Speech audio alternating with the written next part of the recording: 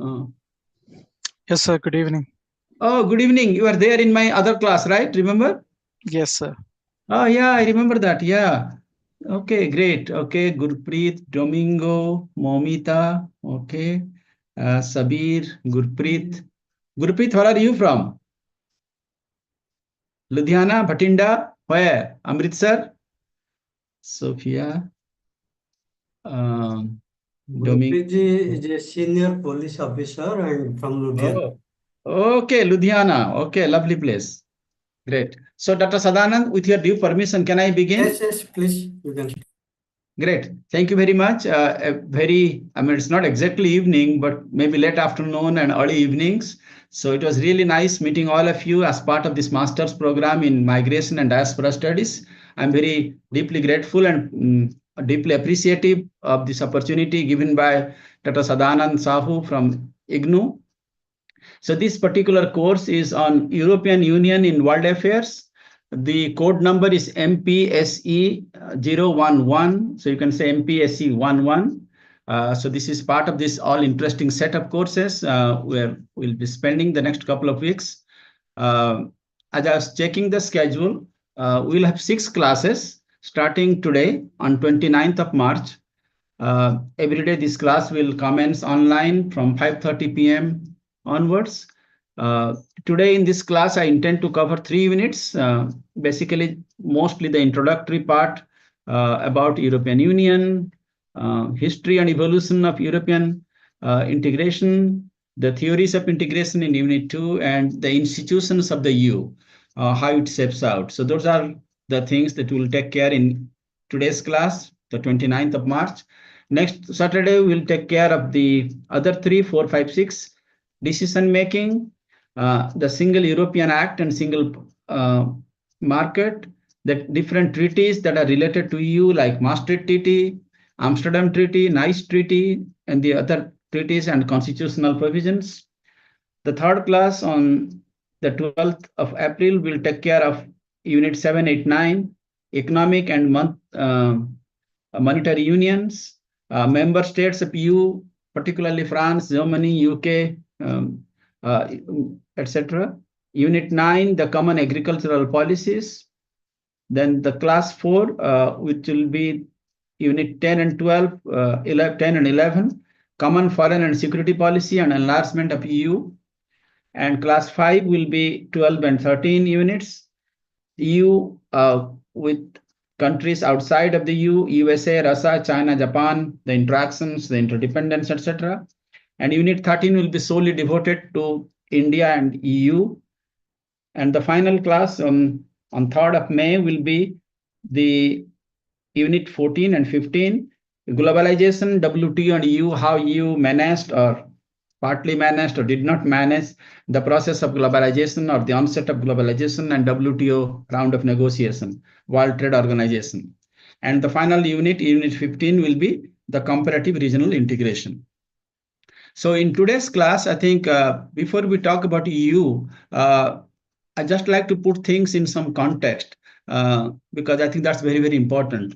Because if you look at the end of World War II, we have a number of multilateral institutions that are at play at different times in late 40s, in early 50s, in 60s onwards. At a military levels or at alliance levels, we have organizations like NATO, North Atlantic Alliance, mostly Western Europe, plus US and Canada. Then the counterpart in the Cold War, Soviet Union, then Soviet Union, which has got its own military blocs and alliances, which was mostly the East European countries like Hungary, Czechoslovakia, Bulgaria, Romania, etc. And that was known as the Warsaw Pact. We also have organizations later on called ASEAN, Asia Association of Southeast Asian Nations, catering to the needs, aims, and objectives, and the future directions in Southeast Asian countries, all the way from Singapore, Malaysia, Thailand, Brunei, Philippines, etc., etc. We have got organizations OAU and OAS, Organization for African Unity, among the African Union. And as you know, in the G20 conference that took place 2 years ago in Delhi, African Union has since then become a member of G20 as well. OAS, Organization for American States, mostly South America, Latin American states. We have GCC, Gulf Cooperation Councils, to forge enhanced cooperations and collaboration among the Gulf countries, the West Asian countries, particularly countries like Oman, Yemen, United Arab Emirates, Saudi Arabia, Bahrain, Kuwait, Qatar, etc. We have got SARC in our own neighborhood, South Asian Association of Regional Cooperation, of which India is the leading member, surrounded by other countries like Bhutan, Nepal, Bangladesh, Sri Lanka, Maldives, Pakistan, Afghanistan, etc. We have BIMSTECs around the Bay of Bengal and the countries including Myanmar. We also have in recent decades associations like SCO, Shanghai Cooperation Organization, BRICS, Brazil, Russia, India, China, South Africa, and recently they have been expanded also. There has been bigger members. So please try to remember, EU is a big conglomerate of groups like a consortium consisting all the European countries, almost most of the European countries. The idea behind the formation of EU has been to find some commonalities, some complementarities. It's almost like you can say, like in a way, like a mini United Nations. Remember, I can again going back to the history. At the end of World War I, is if you can recollect, we had got a League of Nations because people felt that Germany during World War I it played havoc. So the winning side, they felt there is need for an organization in a codified manner so that the things that are contested or problematic can be discussed in a particular forums. Okay. But the problem was this League of Nations, when it was taken to different countries like Japan or the United States, okay, even Woodrow Wilson, who was the president of the United States during World War I, that took place from 1914 to 1919. And, you know, under the American Constitution, when a president, even if he seems to be very powerful and mighty, still he cannot get everything done by himself. He has to take this treaty to the US Congress, which is the legislative wings, but in the Senate, which is the ratifying body, they rejected League of Nations, America's involvement in League of Nations. So ultimately, America could not become a League of Nations. There are also many other reasons why the League of Nations did not work. Then the World War II happened, 1939 to 1945. At the end of World War II, again, the same story repeated. History repeated itself. So a lot of countries, they felt that we need to have a union of countries where we can sit down, we can discuss. There are areas in which we can agree. There will be areas in which maybe we have to negotiate. And we need some collaborative kind of things under one umbrella. And that's how the United Nations came into being at the end of World War II in 1945. So the same logic, I guess, applies to European Union, where they do meet in different forums in a different way with a limited number of countries. UN is a bigger one of 200 plus countries, I think 206. European Union currently is about 27, and there may be many more in the years to come.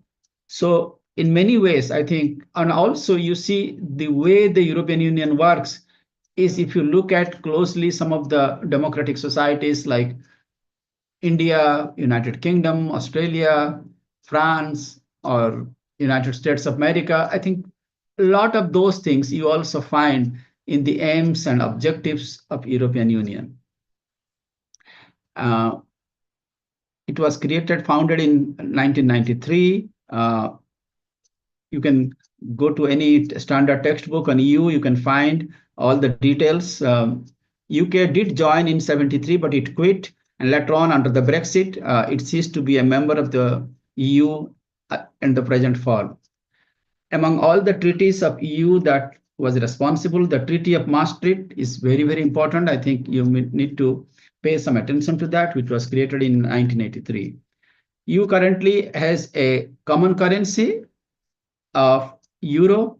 I remember when I first went to Germany, probably in the mid-90s, there was every single country had their own currency notes. I remember I went to Germany and I had to buy things in DM like Dutch mark. Okay. Later on, when I went to Germany, by the time euro was freshly implemented, and whenever you buy something, even if you buy a chocolate, even if you buy a shirt or something, there will be two price tag, one in DM Dutch mark, which is the German currency, and one is in euro. But today, if you go to Germany, you go to France, you go to Spain, you go to Belgium, you go to Netherlands, you go to any of those EU countries, all the price tags will be in EU, in euro. Uh, it has, if you look at the world population, about 6.5 billion people, I think the world 5.8% of the world population, they live in European countries. EU has a common customs union, internal single market. As far as the visa is concerned, I think this is a nice thing, which I personally like. Is called, there is one single visa for all the European countries, EU countries particularly, the Schengen visa, which really helps, because a lot of times when we go for academic conference or professional conferences, before the Schengen visa, we used to have a single visa. You go to German embassy, you apply for it, you wait. Then after a couple of days, you get a visa for a specific reason, for a specific period. But let us say I would like to also fly to France or take a train. In Europe, the good thing is the transportations. And the railway arrangements are fantastic. And you can just take a train within 2 hours. You can go to Austria, you can go to Belgium, you can go to France. So a number of times I've been to places like in Salzburg, Austria. I've been to Brussels, or you go to Strasbourg or Paris. Just you take a train, and you don't have to have a new visa. I mean, with one single visa, you can literally travel in various parts of Europe. So I think that's again a big plus as far as EU is concerned. I remember once I was giving a lecture on SARC. Like, why can't we have SARC have a single currency and a single visa systems? Why I need to have a single separate visa going to Sri Lanka or going to Bangladesh or going to Maldives, etc., or a single currency? I mean, we can have that. I think it's a high time the SARC countries may develop something like that. Same thing applies with ASEAN also. So I think that's one of the positive things. EU is also a member of UN and WTO and G7 countries and G20. In G20, EU gets its own seats because of the clout, because of the significance of EU entry into force in the Treaty of Lisbon. Because of the sterling contribution of EU toward world peace, toward also in the level of cooperations. In the year 2012, European Union was awarded the Nobel Peace Prize. If you look at Europe from outside, it looks like a homogeneous entity, like one single entity. But if you look deep inside, you find it is very much a multicultural, multi-ethnic, very diverse countries. So I think in a sociological context, scholars like Nathan Glaser, Daniel Moynihan, Milton Gordon, number of people, they talk about melting pot versus salad bowl theories. Melting pot means in the pot, I'm using it like a metaphor, all the different ethnic groups that come to countries, a particular country, say Canada or say United States, okay? So they merge their identities and sub-identities, etc., into a one single whole. Some people call it Anglo-conformity. Some people call it whitewashing of American society. Like remember during the elections that took place in America, Donald Trump not only talked about MAGA, Make America Great Again, he also talked about MAWA, MAWA, Make America White Again. So, I mean, that is one school of thought. They strongly feel that America was created by the Anglo-Saxons, people coming from Western Europe and most part of Europe. So we do not need to dilute the ethnic compositions, and the white dominance should be there. That is one school of thought. On the other hand, there is another school of thought. They think that the societies, whether it is US or Canada or even Europe also, I think it is no longer a single melting pot. It is rather a combination. It's like a thali. It is a combination of all different ethnic groups, different regional groups, different religious groups, etc. And even within that ones, like for example, when I was in US for a long time, not only we had Indian associations. If I went to Cornell, we had a Cornell India Association. I used to be secretary for a couple of years. So we used to have a newsletter called CIA newsletter. It was not Central Intelligence Agency. It was called Cornell India Association. But within that, we have a Bengali association, we have Odia association, Telugu association, Tamil associations of different ethnic groups, Malayali associations, all spread across different places. In Europe, also, I've been to many countries in Europe, and I've also noticed that we have got a very multicultural, multi-ethnic group. For example, I spent times in Frankfurt, in Heidelberg. You have got significant amount of Turkish populations are there. I've been to France. I've seen a lot of people, a lot of professors, a lot of academics, a lot of students. They are from Morocco, they are from Algeria. Those are the countries in Africa which used to be colonized by France at one time. And they speak very fluent French. And the Turkish doctors, Turkish IT professionals, scientists, etc. And there are many people on different parts. Sri Lankan people are there. The people from different parts. So it is very, very the composition and the contours of individual countries in EU has undergone a lot of changes. So today, if you go to any country, whether it is France or Germany or Netherlands or Belgium or Austria, I think you can find people from different nationalities, and each one of them, they've excelled in a very significant ways. EU has also been in a close coordination with countries like USA, China, Russia, Canada, India, Saudi Arabia, and many countries. With US also, of course, as you know, in a current situation, things are a little bit testy, a little bit frosty, I would say, under the Trump 2 administration. And Trump 2, as you know, he has openly said during the election, and which he also tried to carry it out during the post-election time after he got elected and after he got sworn into office on January 20th, that America will not be a part of NATO, North Atlantic Alliance. USA will not like Europe to take care of all the financial baggages and the financial weightage. And that is also reflected in Americans and Trump's attitude towards Ukrainian crisis. That is one of the stumbling blocks because USA under Trump, they want Europe to carry the heavy baggage, to do the heavy lifting, so that America will spend as little as possible and let Europe take care of its European security and European economy, etc.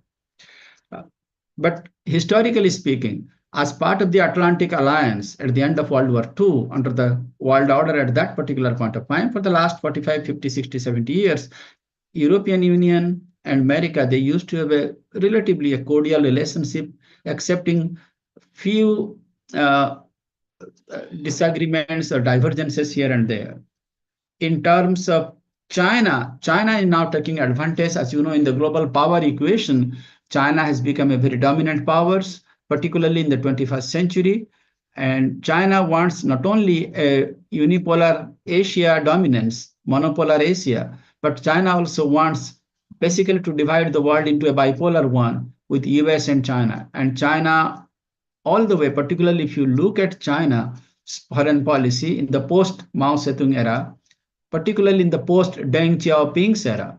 And if you look at Jiang Zemin's, you look at Hu Jintao, or even the current president, Xi Jinping, all of them, they try to, under the fulcrum of peaceful rise, they like China to be a dominant power, not only in Asia, but in other different parts of the world, including in Europe. So you go to any individual European countries, as you saw in Africa also, they like to enhance their footprints so that their sphere of influence will be significantly increased and enhanced.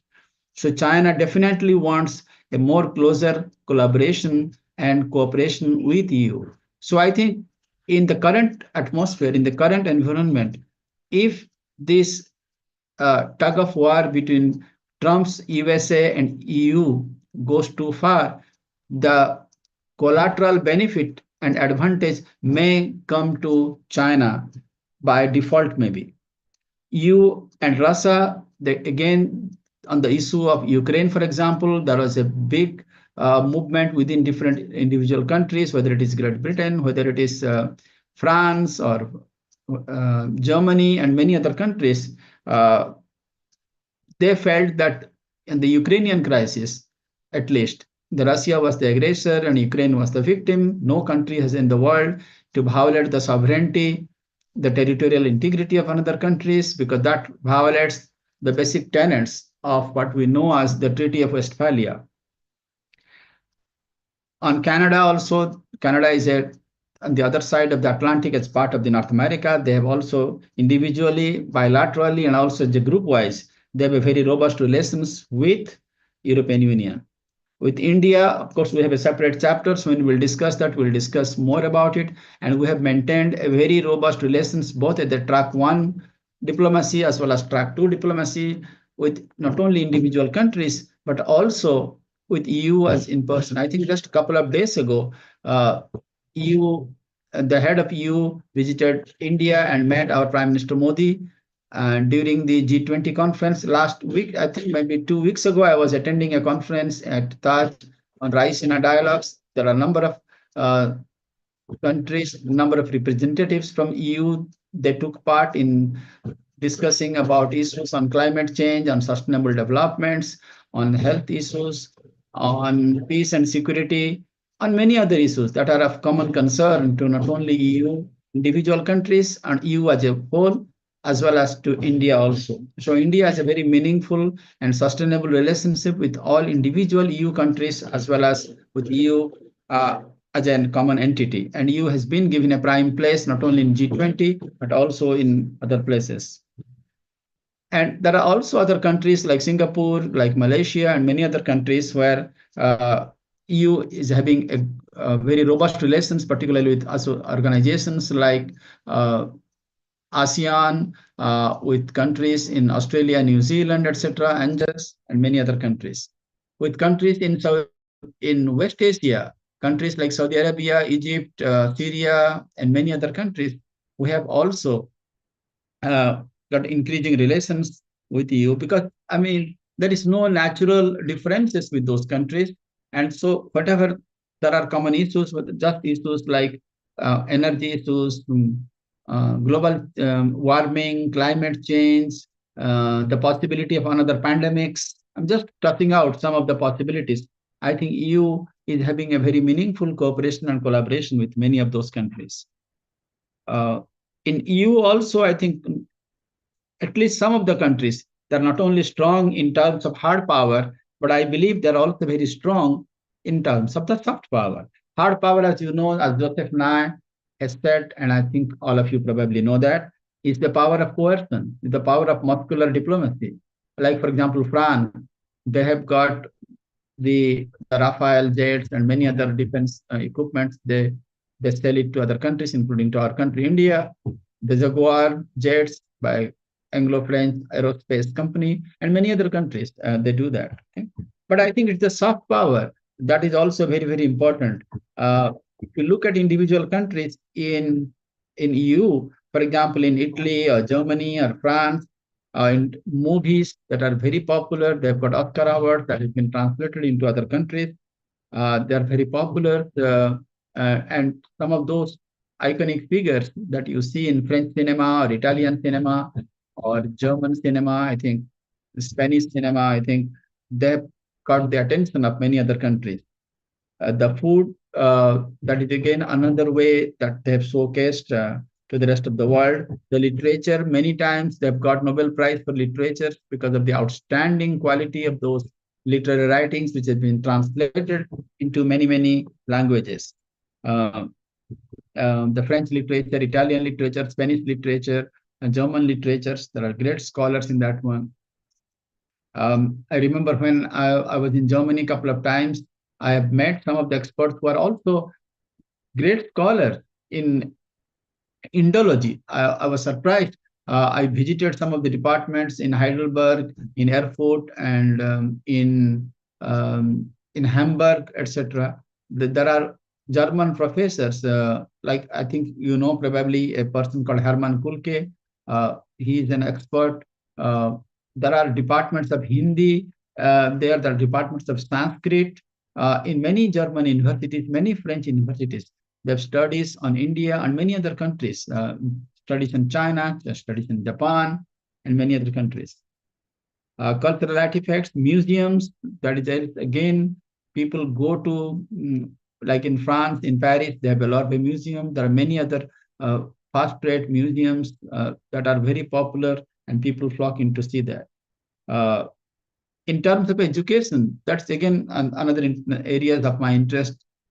In education, you'll be very surprised that there are many universities and these are very pretty old universities. I think most of them were uh, established around 12th, 13th centuries, like 600, 700 years old in different countries, all in Europe. I've been to Leiden in Netherlands, been to Heidelberg, and many other places, in Strasbourg, in France. Those universities, all of them, they have got a very extensive network of different things. They do also provide scholarship, for example, Erasmus Mundus scholarships and fellowships. They do provide that. And under India's new education policy, NEP 2020, I think one of the areas that the government of India has emphasized is on internationalization of campuses, both ways. Foreign universities, they're planning to establish campuses in our country. Like Australia, they have started opening up campuses in Ahmedabad, in Gandhinagar, in Gift City, and many other places. Like Indian universities also opening up branches in Tanzania, in Abu Dhabi, and many other places. So I think you will see in the coming years, we'll see in many European countries, in EU countries, you will see Indian campuses being established in different parts of Europe and the reverse, the vice versa. European universities also opening up campuses and satellite campuses in different cities of India. So I think that's a win-win proposition, that's a win-win combination in terms of the education things, and also in terms of all the opportunities and the upward mobility that provides between the two countries. The media also, I think that is also very important. The BBC, the French radio, the French TV station, German and Spiegel, and those um, media outlets, whether it is the print media or electronic media, or even in the social media that is widely available in different parts of the world. I think through that they disseminate ideas, they disseminate knowledge, and I think they indulge in very meaningful discourse on a number of topical issues that affect individual European countries as well as the globe. On the Ukraine issue in particular, there has been a lot of debates in different European countries about how to do about Putin. But again, the dilemma is some of the European countries under EU, they depend on the energy on Russia. They don't want to push Russia too much. But at the same time, they want to bring the war to a conclusion because it is hurting everybody on both sides of the aisle. It is hurting Russia. It is also hurting Ukraine as well as all the European countries. So they would like to find a way in which both sides can save their face. At the same time, they can forge a compromise formula they can live comfortably with. So as of now, we don't know how things are going to move. Is it possible for both Zelensky of Ukraine and also Vladimir Putin of Russia to come to a common grounds, okay? And so that at least there will be peace, because it is hurting a lot of people. Thousands of people have been getting killed. It's already into the third year. Nobody knows how long it will go. If you look at the history of World War I and World War II, initially, people felt this is going to last maybe for a year or two, but it did continue for quite some time. And in the First World War, it was like 6 years, 14 to 19. The World War II, again, 6, 7 years. And ultimately, Harry Truman, then President of the United States, he had to use the nuclear bombs over Hiroshima and Nagasaki. And it's a very sad way of ending the war, okay? So nobody knows. I mean, this Ukrainian war, it's already into the third year. And on the top of that, there are many other world crisis situations that are happening, like in Gaza and many other places. And the other bigger challenge for the Ukrainian is Ukraine at the end of World War II in 1991-92, it was persuaded by Russia, by Western countries, by United States of America, because Ukraine did possess nuclear weapons as part of the Soviet Union. So Ukraine was persuaded to give up, to abdicate, to forego the nuclear weapons. Okay. Some people argue that if Ukraine would have possessed nuclear weapons, maybe Russia would not have dared to invade Ukraine. So there is a thesis that supports that. And the reality is, in today, Russia has got massive amount of nuclear bombs, atomic bombs, hydrogen bombs. In fact, they have got more nuclear weapons than even United States of America, than USA.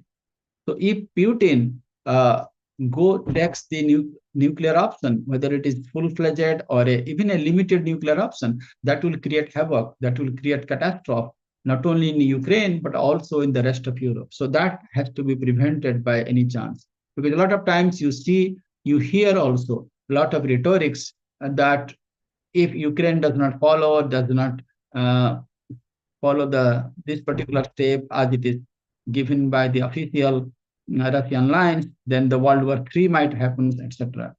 So I think that is again a matter of big concerns, and let us see how NATO, how the administration, how the different administrations in EU they try to deal with it. In term, there is a freedom of movement within EU, as I said, because of the visa thing, and also because of the free mobilities, etc. I think that is free movements all within EU, and that has been made much easier because the transportation arrangements are very smooth, and you can literally drive a couple of hours and you can come back. In terms of the population, about more than 70% people are Christians, 45% Catholics, 11% Protestant, 9.6 Eastern Orthodox, and 24%, which is almost one out of five, one out of four. Those people, they say there is no religions they're identified with. Currently, there are 27 members under EU, Austria, Belgium, Bulgaria, Bulgaria. Remember, a couple of these East European countries, the communist countries during the Cold War, in the recent times, they have also become a member of EU. Croatia, Cyprus, Czech, Denmark, Estonia, Finland, France, Germany, Greece, Hungary, Ireland, Italy, Latvia, Lithuania, Luxembourg, Malta, Netherlands, Poland, Portugal, Romania, Slovakia, Slovenia, Spain, Sweden. There are multiple languages that are being spoken in different countries: Slovak, German, Polish, Russian, Dutch, etc. So it is very much multilingual, multi-religious, multicultural, and multi-ethnic, if you see that. So I think these are some of the basic information I just like to lay out so that you can have a good perspectives about what EU looks like and how it is in a way similar and also not similar, comparable to some of the other organizations that we see, whether it is ASEAN or SARC or OAU or OAS or GCC or any other country. It's a large, reasonably a very larger body. And there are also, it is possible that not all countries they think alike, because if you look at in terms of the theories of integrations, particularly in terms of, let us say, the realist theories, different countries, they have got different agenda. They have got different way of looking at things or different way of making decisions. For example, as you know, the realist theory, if you read the books of scholars like Hans Morgenthau, Kenneth Wall, Henry Kissinger, Alexander George, etc., they talk about power, they talk about national interest, talk about survival, self-help, anarchic societies. I think all of those things are very much evident in individual countries and also in EU in general. So what is a national interest or power or survival for a country, let us say France, may or may not be the same for Germany, or may or may not be the same for Netherlands or Belgium or Austria or Spain or Portugal. There are certain countries, they have got their own intrinsic uniqueness or their distinctiveness. I think those things need to be looked at. Uh, So the realist this national interest thing, there are areas in which there is a cross-cutting kind of things, but there are also areas in which they disagree. Uh, so the need is to force some commonalities, some complementarities in that particular way. Uh, Federalism, federations, you can call a European Union is like a loose federation kind of thing. Federation means different units, and they try to coexist with the countries in with the other countries like that. Okay, so federalism is there. Consociationalism. What is consociationalism? Consociationalism is kind of accommodation of different ethnic groups, different competing tribal groups, or different competing interest groups like business interests, etc. In the post-apartheid regime in Africa, for example, around 1989, 1990, etc., we in the late 80s, we talk about consociational arrangements in under P.W. Botha, and that led to the growth of and led to the rise of Nelson Mandela in Europe in the African context. So that was a constitutional arrangement. Because if you, I'm just giving you a comparison between Africa in the South Africa in the apartheid years till the 1980s and in the post 80s, the Mandela period, the post Mandela phase. So that was a constitutional thing because the whites, the blacks, the colored people, they tried to form a kind of coherent power sharing structure that they could live comfortably with. Because before that, it was only the whites, only for the whites, by the whites, and with the whites. But in the post apartheid regime, the post racial desegregation, that was the arrangement. Those same theories in Europe, there was a movement that wanted the Europeanness, if there is something called that, to be in a one single entity. But some people say, no, you have to coexist. You have to co-opt with all other competing interests, competing groups, competing ethnic groups. For example, again, I can speak for Germany because I've been there many times. And you see how different groups, whether it is Turkish, whether it is um, the people migrating from Africa, whether it is people coming from Algeria, Morocco, and many other countries, Cameroon. I've met a number of people there. People coming from different parts of like China, Taiwan, Vietnam, India, Sri Lanka, Afghanistan. I think everybody tries to maintain certain commonalities and follow the German rules, German statutes, and things like that. I think same thing you see in other countries, in France and many other places. So this consortium arrangement basically talks about give and take, and it's a step-by-step approach. So there's other theories of integration that we can talk about, like interdependence of and interdependence among and within the different units and subunits, and confederational. Confederation means that is a theory that let us forgo some amount of sovereignty, some amount of decision making to a common entity, and let us make a confederation. So basically, it is like a 50-50 situation. There are certain areas in which we can have a commonalities, we can have a unified views, okay? But on some important issues like hard issues, I would say, issues like, let us say, the foreign policy, defense, okay, national security, etc. So maybe we can have a divergent views, but in general, there can be a semblance of unity on certain basic issues that both the sides can deal with. The neo-functionalists, they say basically the states are not necessary and evil. They believe in a step-by-step approach to integrations. And in terms of low politics, the tactical harmonization of common concern instead of high politics, which is defense and bureaucracy and other things. And don't forget the role of the national and transnational interest group that also play very, very important role. Of course, we'll talk about political parties later on in some other unit. So these are the different theories of integration. I think basically you need to touch the tip of the iceberg, and you need to know about what is federalism, what is constitutionalism, what is a realist model, the neo-realist model talking about capabilities, social constructions, etc., confederational models, and interdependence models, etc. The Unit 3 basically talks about institutions of EU. Under the institutions, basically, I think there are European councils, there are Council of Ministers, European commissions, and European Parliament. European Parliament, for example, it represents the citizens of US.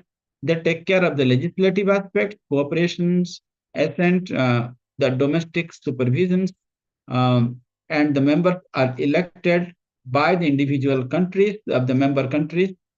The Council of EU, it represents again the individual member states, and they take some important decisions. European Commissions, they afford the interest of Union as a whole. Uh, European Commission proposes new laws, and the European Parliament and Council of Ministers, they adopt them. Then in EU, there is also a Court of Justice that affords the rule of European law. The Court of Auditors examines the finances of EU. EU treaties are agreed by the heads of the state or governments of all the EU countries and ratified by their parliament. So basically, I think in some ways, you will see whatever things you see in kind of things in UN, not exactly, but there are areas in which they try to convert, they try to force some areas of commonalities and complementarities around that. And it goes through the proper protocol, it goes through the proper procedures. Like in our countries, that everything is being debated in the parliament, then it is being discussed, threadbare, okay, in the different select committees, being put to votes, and ultimately it gets decided. But since EU consists of 27 different countries, obviously they have to take it to their individual parliaments, they need to discuss them. The Council of Ministers, when it began in the 50s, it was only 9 different council ministers, but now it has expanded. General affairs, external relations, economic and financial aspects, justice and home affairs, employment, social policy, health and consumer service, industry, transport, telecommunication, energy, agriculture, fisheries, education, youth, culture. I think this is a huge area. And please remember one thing. Again, as I said at the very outset, it is not a homogeneous entity by any means. Okay. If agriculture is a big issue in a country A, it may not be a number one, a top issue in country B or country C. So different countries have got certain advantage. I think that happens even in South Asia, that happens in Southeast Asia, that happens in Africa and many other places. So, but there are certain issues like defense, for example, currency, fluctuation, energy issues, education, telecom, etc., and particularly the new ones, the drone technologies, AI, artificial intelligence, etc. I think some countries, they're trying to find ways in which they can develop certain common mechanisms to deal with some of these things. There are 6, there are also different areas that they try to deal with: legislation, economic and monetary policies, conclusion of international treaties and agreements, budget approvals, security matters. Like, for example, after 9/11, September 11, 2001, when then US President George W. Bush, he gave a call for global war on terror. Again, all the European Union countries, they decided that we need to have a more coordinated, more concerted fashions in that one, because if it happens to US today, it can happen to some other countries. And there has been number of terrorist incidents in different parts in Germany, in Spain, and many other countries. So it's an issue of global concern. Same thing happens with, let us say, energy security. Energy is a big thing, and most of these countries are heavily dependent on energy import from other countries. Whether it is, if the war in Middle East goes out, spiral out of bounds, that does affect the economy of those countries, like in Japan and many other countries in the world. Even in our country, India, because we also import about 80 to 82% of the energy. So if there is some kind of imbalance or turbulence, or some kind of geopolitical shift or geoeconomic shift that takes place in West Asia and many other countries, including in Venezuela, okay, that also affects. Okay, so if the OPEC people decide to cut down on the output of oils, etc., that does affect all the gas prices, the price rise, and many other things. It has got collateral aspects on that one.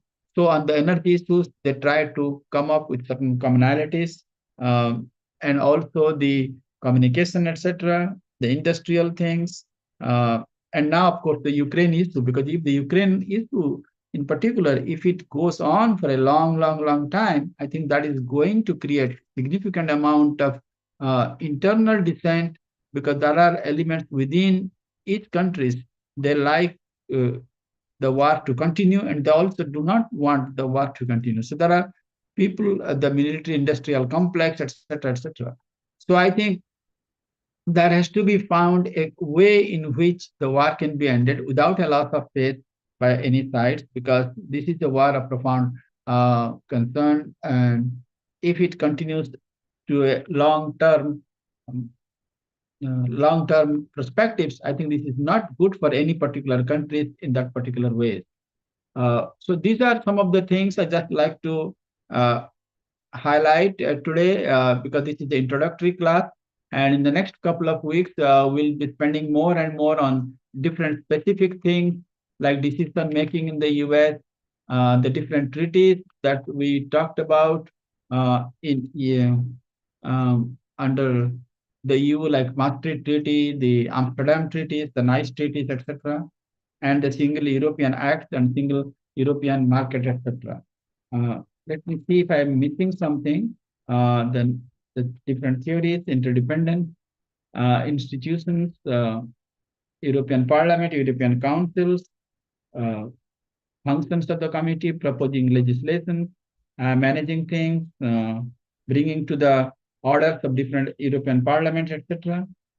Uh, Function is legislation, cooperation, assent procedure.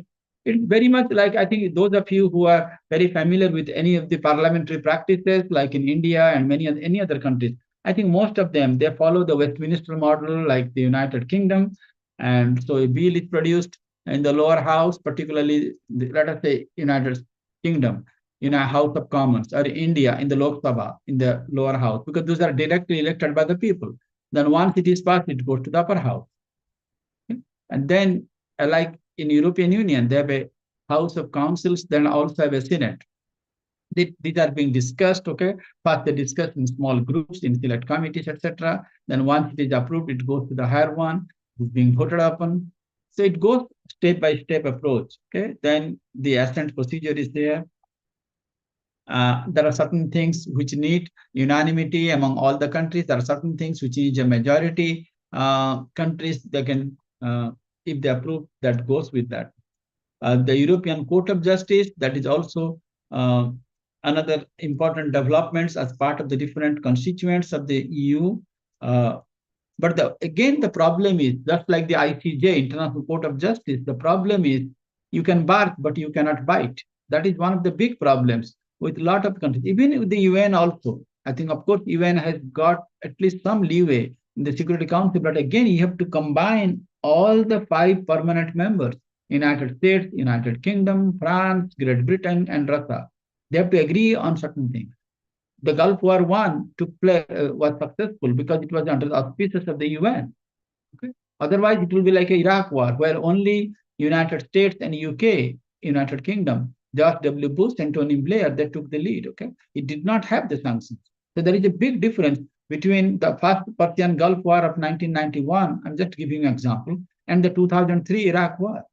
So if you call from an international law perspective, the Persian Gulf War of 1991 was a just war because it has got the sanctions of the United Nations, 28 countries, and under Operation Desert Storm, the code name, they took part in that. So you can call it like there is a legal sanction behind it. And look at the the Iraq War, okay? That was not sanctioned or ordained because in UN, you need a unanimity among all the 5 countries. If one country exercises the veto or says no, then it is all over.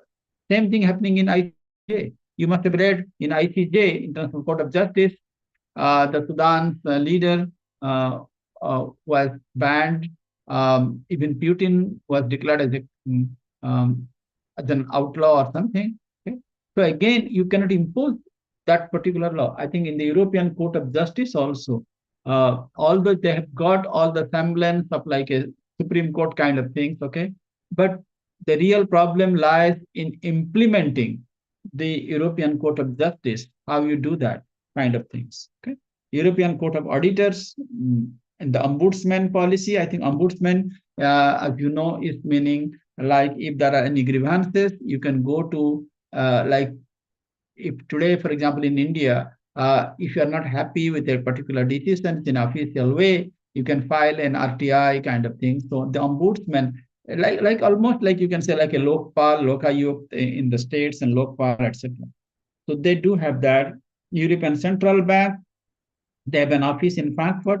They regulate the monetary policies and UN, okay, in EU. But again, when I was in France and Germany, I did talk to some professors. They say even with the same currency, even with the same monetary policies, they do have problems. I remember the first time I went to Germany in the grocery stores, in the local markets, I found a lot of people from Switzerland, a lot of people from France. They are coming to buy groceries in Germany, particularly in the border areas. Those people who live 100, 200 miles on the border of Germany on the other side, in France or in Austria or in Netherlands or in Belgium or in Switzerland, etc. And I remember once somebody told me that if he or she buys $400 of 400 euros of groceries in a German supermarket in any German city, okay, they are saving literally 30%. Okay, even after paying for all the petrol and the gas that they spend by traveling and commuting 3 to 4, 5 hours from those countries. Okay, so what I'm trying to say is, if a particular thing, if you buy a, let us say, weekly grocery or a bi-weekly 15 days or a monthly grocery of 100 euros, if you buy the same exactly same thing of the same quantity, you buy in France, you pay 140 or 150 euros. And if you go to Germany, if you go to Switzerland, you pay literally twice. Same thing, same quantity, you pay 200 euros. Okay, so just because it is Germany or France or Spain, so same thing doesn't cost the same. If you buy a cup of coffee, let us say in Germany it is 4 euros. Maybe in France it is 7 euros. Maybe in Switzerland it is 10 or 12 euros. So again, there needs to be some synergy or some synchronization in terms of the price structure. So I think they have got a lot of things to do, and particularly how you internally rationalize this euro currency. Just because introducing euro is not sufficient. Of course, it brings some kind of uniformity, but within that, I think different. The other thing is some countries they produce certain kind of minerals, certain kind of food items, certain kind of agriculture product. Some other countries they don't do that. Okay, so how you make a balance? So how you do this give and take? Unless a person does things in a very much reciprocal ways, you cannot have a even-handed policy. You cannot have a one shoe size that fits all. Okay, because different people have got different shoe sizes. Same thing is happening in European Union also. So I think we can discuss more and more about it as we take other classes in the subsequent weeks.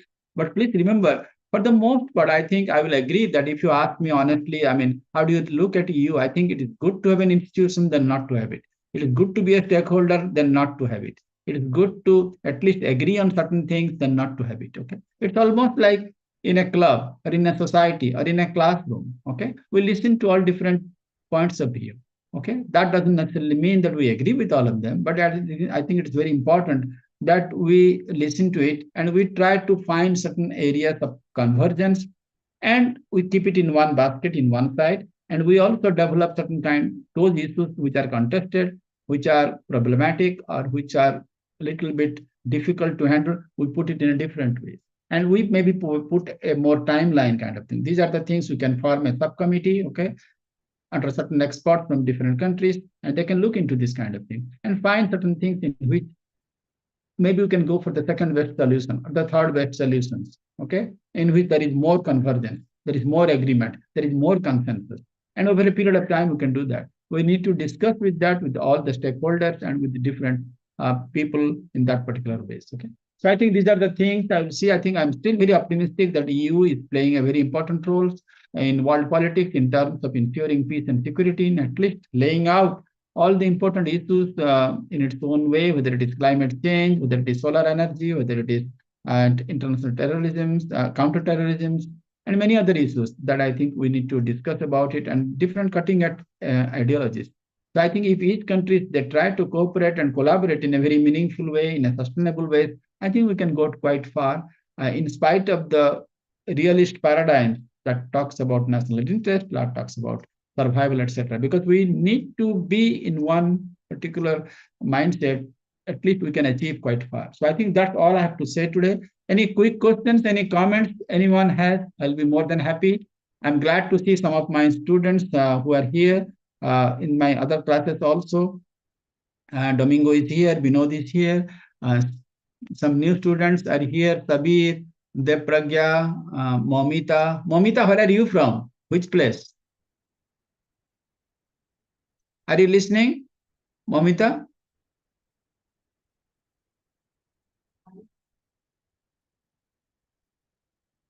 Sabir, are you listening? Am I audible? Hello. Sophia? Hello.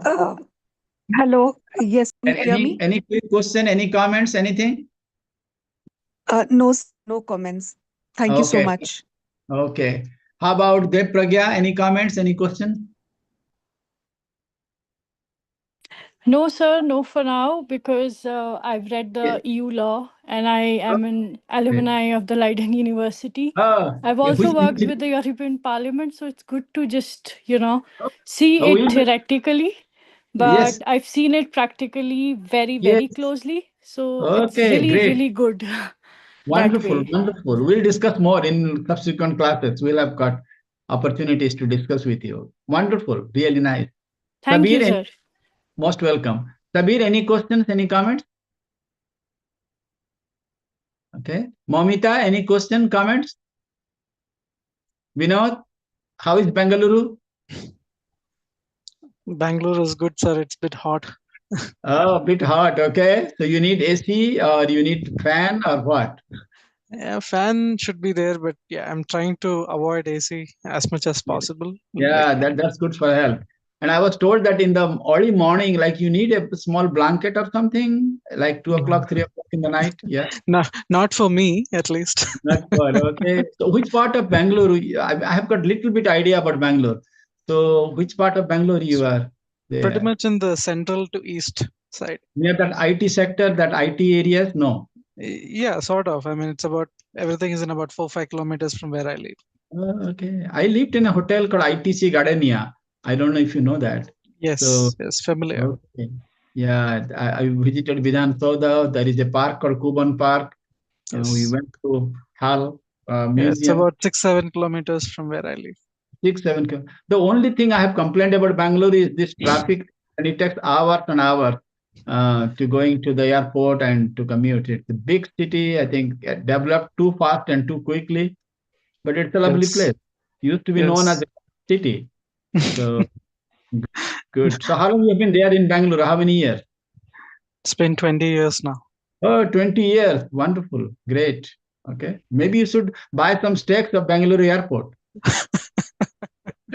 Okay. Any other questions? Any other Domingo, what's up? Yes, sir. How is Mozambique? Everything is fine? Yeah, it's fine, sir.